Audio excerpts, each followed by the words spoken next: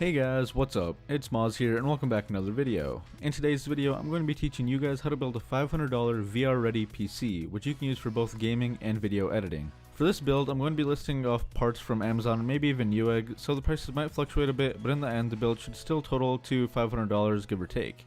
A great thing about this build is that it's going to have a ton of room for upgrades in the future, and by that I made sure not to pick any parts that were too outdated, such as socket types and graphic cards. Overall, for $500 you'll be getting a great PC which can play 1080p no problem and probably even 1440 without any hiccups. Anyways, before we get started, I just want to say be sure to hit that like button, share this video with your friends, and go ahead and hit that subscribe button if you're on the ready, because I am on the way to 16,000 subscribers and all help is appreciated. But without further ado, let's get on with the video. So first off, we have the CPU, and it's going to be the Intel Core i3-6100. It's a 3.7 GHz dual core CPU that does support hyperthreading, so we're going to be getting 4 threads here, which is awesome for applications that support hyperthreading, and even just for normal gaming, as it won't be bottlenecking your GPU whatsoever. For now, this i3-6100 is very good and definitely will be able to hold any of the games that you throw at it. For a gaming PC on a budget, it's going to be pretty difficult to beat this CPU. Next off, we have the case, and the case that I chose is going to be the Corsair Carbide Series 100R mid-tower case. This is a great case for an entry-level gaming PC with some great airflow. Taking a first look at the case, you can see that there aren't a ton of colors, but since we are going to be doing a budget build, I wasn't aiming to have the build look super appealing to the eyes. All in all, this is a fantastic and professional looking case with some great airflow, which can easily house an ATX motherboard. It's really nice because it is a mid-tower case, so if you plan on doing upgrades in the future, all new components should be able to fit perfectly in the case. So next up is the motherboard, and right here we've actually got the H110M Micro ATX Socket 1151 motherboard.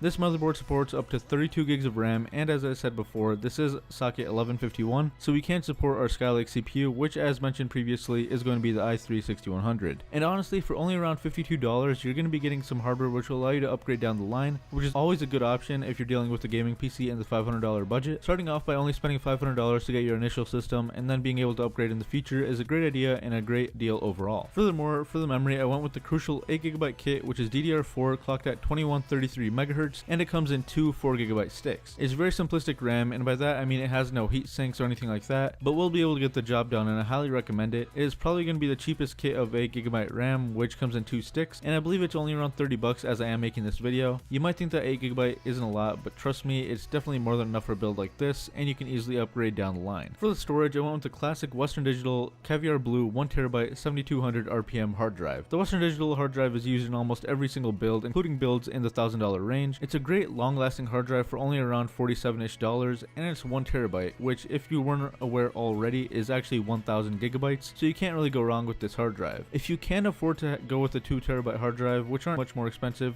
or maybe even get a SSD for your operating system, then I highly recommend it, as 1TB doesn't do nearly as much as it used to, since files are getting bigger and bigger. But honestly, for the price, the terabyte hard drive is my go-to hard drives in builds like these. Next up for the GPU, which is actually the part that I'm gonna assume that all of you guys have been waiting for, and it's actually going to be the RX 480 Sapphire Edition with 4GB of VRAM instead of 8. Since I'm going to be doing 4GB instead of 8, this is going to save your wallet a lot of money, and for gaming on a budget, you can't really beat the 4GB version of the RX 480, as it is on par with the GTX 970, which was tagged at around $300 a couple of years ago, and even still is at a couple of retailers. So overall, for only $200, you'll be getting a video card which is great for gaming and will be able to support VR really well. This GPU is going to be able to play at 1080p and even 1440p games flawlessly, and it's honestly crazy to think that we can get GPUs that surpass cards like the 970 for just $200 these days. So definitely go with the RX 480. It's definitely hard to find out there right now, since it's out of stock almost on every single website because of how high in demand it is, but if you're lucky enough to find one, then it's definitely worth the purchase. And lastly, the power supply. And since we're on a budget, I had to look for the best one that I could, which would be able to support all of our components, and I came to the conclusion that the Corsair CX Series 500 watt power supply will do the job perfectly. This is an 80 bronze certified power supply for only around $30. This is definitely going to be more than enough to power this build. Corsair is known to be a very reliable company for things like cases and power supplies, so for only around $30, this is more than enough to power your build. So that's really going to wrap up the video, guys. That was a $500 console killer, which can do VR and play games flawlessly at 1080p and even 1440p if you have the monitor to do so. So I hope you guys enjoyed. Be sure to smash that like button and drop any questions in the comment section below, as I do my best to reply to every single comment on my videos. If your friends are looking for a budget build PC, then be sure to link them this video, and go ahead and hit that subscribe button if you're on the ready, because I am on my way to 16,000 subscribers and all help is appreciated. Other than that, I'll see you guys in my next video. By the way, all the links are going to be in the description below, so be sure to check those out, and other than that, I'll see you guys in my next one.